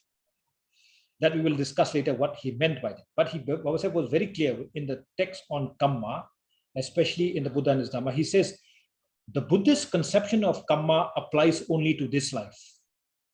Please don't use it as a construct used by other religion to talk about past lives and future lives. Don't think about kamma like that. It has got nothing to do with your future life or neither with your past life. Kamma is an act here and now between the old and the new. A single action that you do right now that falls at ease in a pleasant feeling with bodily, verbal, and mental, you have already generated new kammas. Okay. The third point is, what is the cessation of kamma? He says. The Buddha says, how does kamma cease? Cessation of kamma. So he responds like this: when one reaches liberation through the cessation of bodily action, verbal action, and mental action, kammas have already begun the process of cessation. The kammas that you had yesterday have already started vanishing, deteriorating.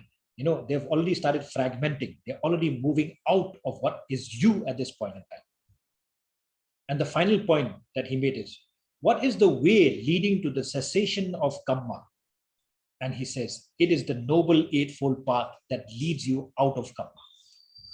Now, why is this so important for us? See, many of us, when we come and we look at Buddhism today, We have flummox. It's like there are some preposterous propositions made by people in which karma is talk about past life, this life, and that life. It's like the Buddha never spoke anything like that. He simply said, right now, whoever you are, in terms of the way you see the world, the way you think about the world, and the way you act in this world, is your old karma.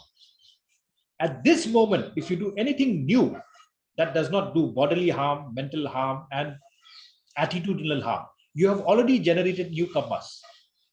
You have become a new human being. And immediately, cessation of these karma takes place the minute you focus consciously on bodily, on verbal, and the mental aspects of life.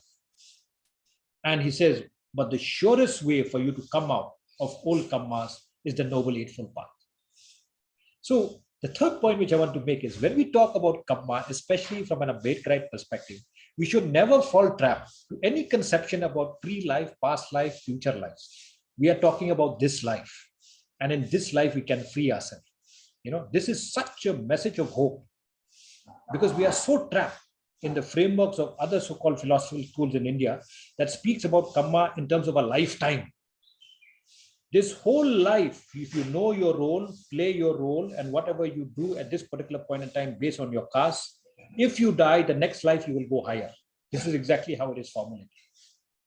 The Buddha never said anything like that. He says, right here, right now, you can change your bodily karma, your verbal karma, and your mental karma. This is the life that you have to change it. Don't fall trap and be imprisoned by this notion of the lifetime caught in karma. Now, the fourth sutta which I want to talk about is a sutta beautifully. It's called the Aguttara Nikaya Sutta number 34. It is titled as causes.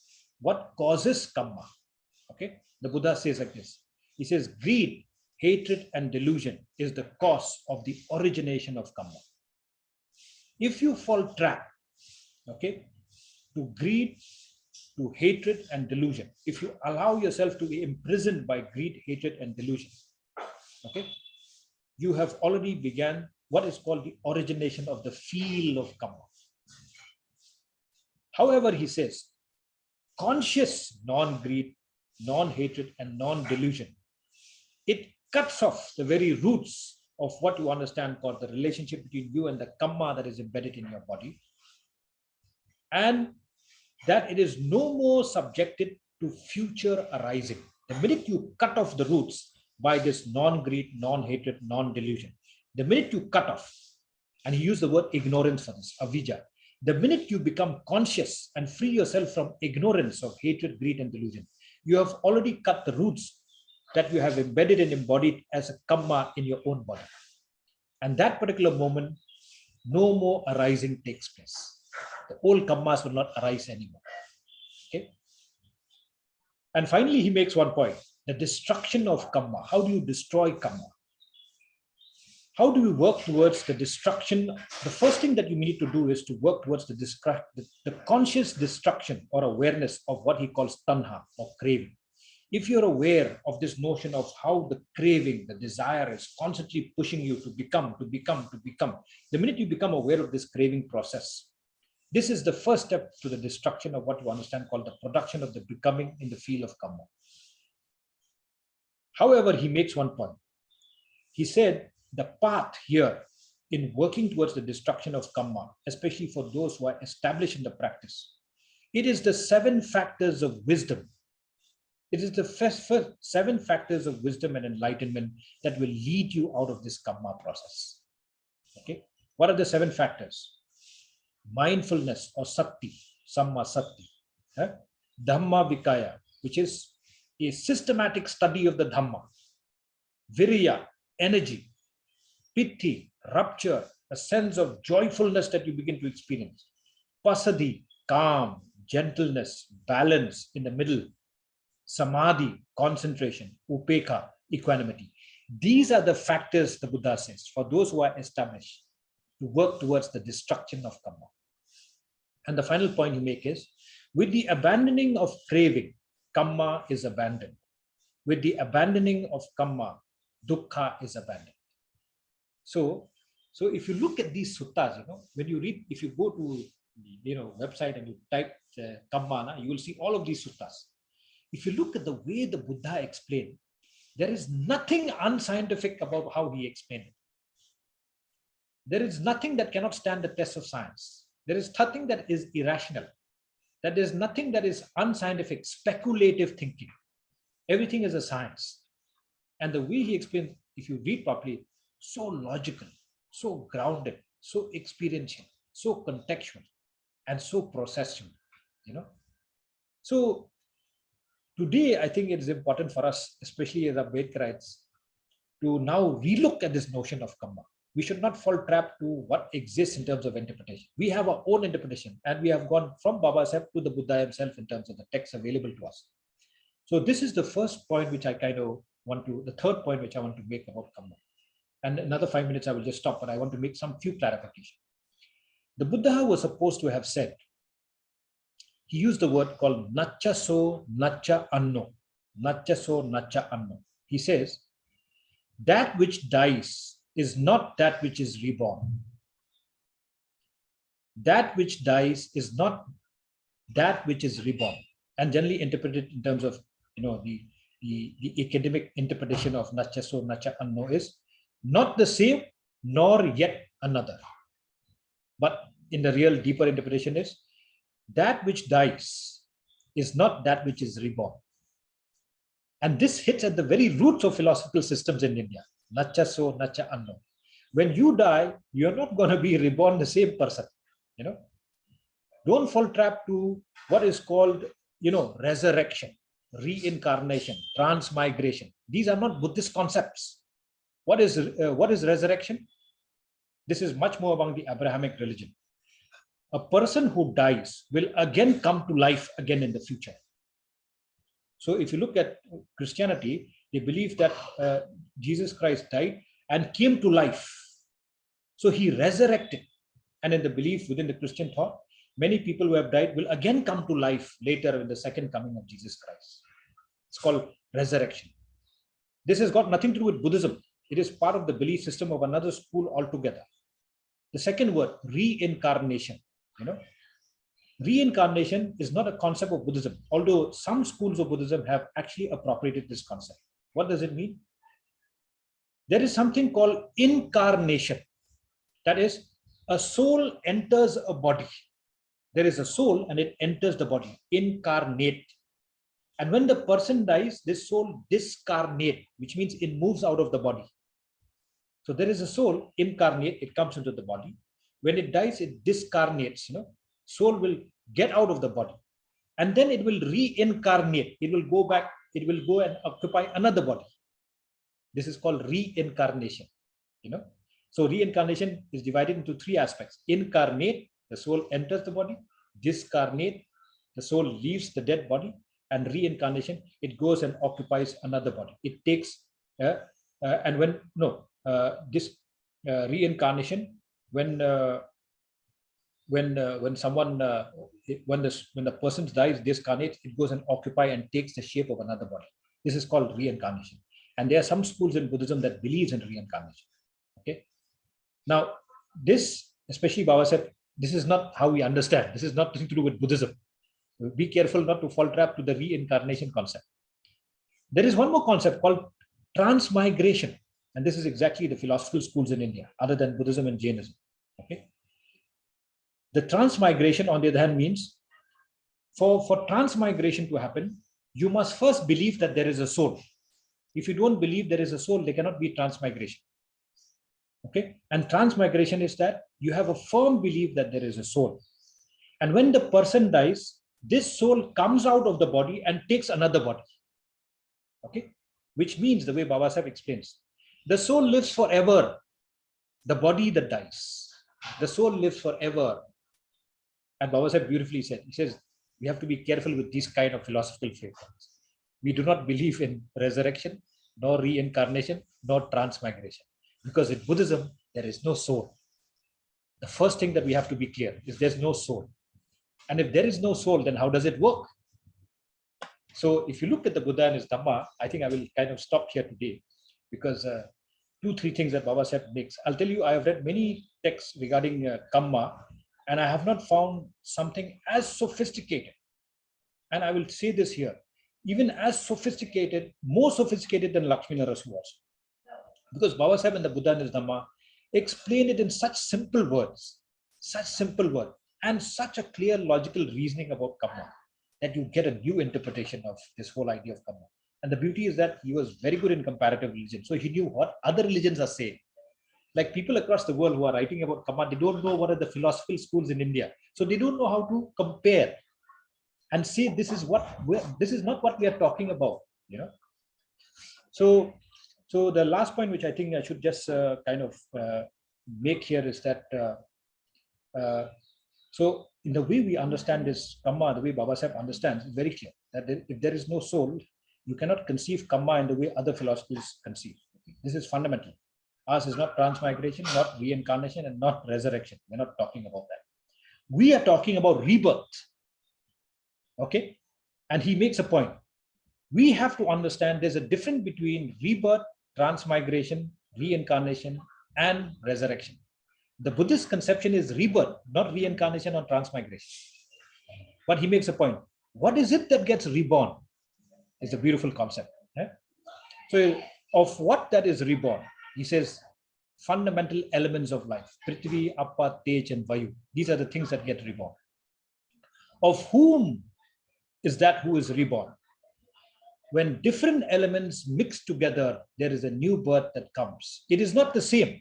It is totally new. Probably many deaths and many oxygen and many water and many mud and stone and so on and so forth that goes into the constitution of this new birth altogether. So he makes one beautiful point, which I think all of us have read, so no need to go into the details of it. So when the body dies, it joins the mass of what he calls, Akash or space. And in this particular sense, when elements from floating mass joins together, a new birth arises. Now, one of the things we must know about how Babasaheb arrived at the conception of Kamma is this. He was very clear about one thing. He says we should not believe other philosophical systems. He says, if one is born in a poor family, it is because of his past karma. If a human is born disabled, it is because of his past karma. This is a very brutal, pernicious doctrine. For in this interpretation of Kamma, there is no room left for human effort. Everything is predetermined for the human being by past Kamma. He said we should never believe this idea. This is not what the Buddha said. And that is very fundamental, because this doctrine was used as part of state power to oppress, to exclude, to ostracize, like what Shailesh was mentioning. This is not what the Buddha said. This is not what the Kamma that the Buddha kind of explained it to be. The last point to be made, Kamma is the basis and the foundation, and he looks beautifully. Kamma is part and parcel of an element within the Dhamma. Kamma is not separate from the Dhamma. Kamma is part and parcel of the elements of the Dhamma. If you have to understand the Dhamma, Kamma is one element to understand. But Kamma is that element which he says is the fundamental premise for the laws of morality. How do human beings come to know what is good and bad, what is moral and immoral? It is because of Kamma. So Babasaheb goes into very detailed processes of trying to understand what this Kamma is all about, and I think we need to read about that. I will stop here because I think we can, Kamma is a very complex idea, and we can go into details about it. But the points that I've mentioned basically is just to summarize. If whatever we are at this point in time, that is your old Kamma, whatever new action you perform, bodily, verbal, and mental, is new Kamma. And immediately when that happens, consciously, Buddhism is an act not of faith, but an act of effort. In Buddhism, there is no faith, there is no belief. You have to put effort. Buddhism is a discovery. Buddhism is not a belief system in which you believe certain things that people say. So if Buddhism is an act of effort, okay, Vayamma, Samma Vayamma. If Buddhism is an act of effort, every single effort that you invest right here, right now, if you think that you are not intelligent, if you invest effort, you will become intelligent. If you think that you are not, you are lazy, if you invest effort, you will have virya and energy. If you think there is oppression that is taking place, you act right now, you will come out of that oppression. There is nothing that stops us in Buddhism to become new human beings. And to me, when I read about this thing, I used to think like this. For Babasaheb, the only choice remained from all philosophical system for him to convert was Buddhism. There is no other philosophical system that could match his intellect and intelligence. Only this framework could have sufficed to quench the thirst for liberation. Because in this framework lies all the details of how we can think about in terms of emancipation and liberation. So with these few words, I will pass on to Sujit. And we have taken a lot of time, both Shailesh and me, but it's such a complex concept. It's not so simple to just talk like that. So this is exactly how I want to somewhat discuss, and it's a very detailed discussion. We have our Sangha and we have been discussing every day about these concepts, but at least today, many people have come who are not part of our Sangha and who have come to be part of. So, some insights here and there. So with these few words, Namo Buddhaya, Jai Bhim. Thank you so much. Sujit, go ahead. Hello. Yeah. So thank you very much, sir. And I must to say, sadhu, sadhu, sadhu. Well said, well explained, and well understood. Thank you very much, sir, for this wonderful, Dhamma reflections. Because you take us, I remember whenever we read the Buddha and his Dhamma. In Buddha and his Dhamma, Babasaheb wrote one story.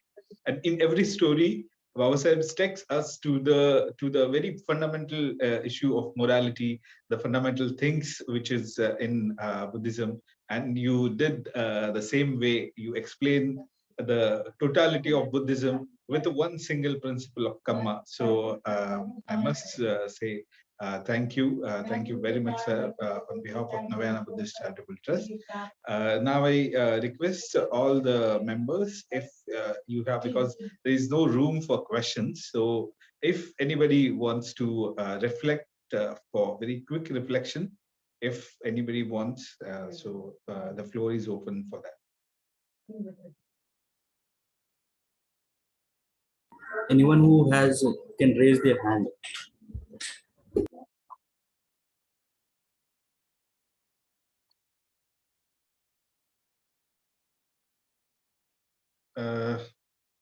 So I think it's a 120. So I think we can stop it. We can take it some other time. Okay. So those who have some questions and reflection, they can write us. They can they can write us. So now I request Lakhinder to come and actually what sirs explained about the precepts. So I request Lakhinder to come and give precepts to all of us on this occasion. And wherever you are, just utter this precepts after Lakhinder. And then we will do Dhamma Balan Gata and we will end this session. So I request Lakhinder, please come.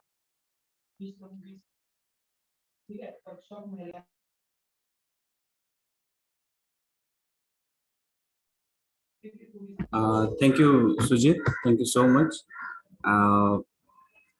And Jai Bhim to all. So we sit for a while and I shall recite the positive precepts.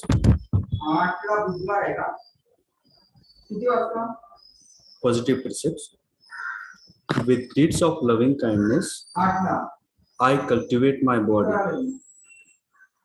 With open-handed generosity, I cultivate my body. With stillness, simplicity, and contentment, I cultivate my body.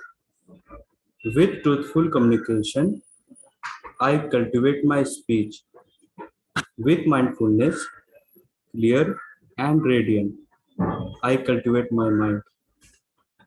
Thank you, Sujit. Yeah, thank you, Lakhinder. So on behalf of Navayana Buddhist Charitable Trust, I thank you very much for the Dhamma speaker, today's Dhamma talk speaker, Dr.Shaileshkumar Darokar, and Dr.bodhi, to have this wonderful reflection on this occasion. And I thankful to all members who actually joined this session and joined this Sangha gathering, this community gathering. So thank you all. and we will do a Dhamma Palan Gatha. I request all of you, wherever you are, just sit comfortably and we'll do Dhamma Palan Gatha. Sabba papa sakaranam kusalassa upasampada sachita pariyodapanam etan buddhada sasanam dhammachare sucharitam natam ducharitam chare dhammachari sukhanseti asmi loke param vicha natavata dhammadharo yavata bahubasati yocha pampi satvanam dhammam kayena pasati save dhammadharo hotiyo dhammam na pamajati nathi me saranam mayam buddho me saranam varam etena sajavajena hotu me jayamangalam nathi me saranam mayam dhammo me saranam varam etena sajavajena hotu me jayamangalam nathi me saranam mayam sangho me saranam varam etena sajavajena hotu me jayamangalam sadhu sadhu sadhu. Thank you all. Okay.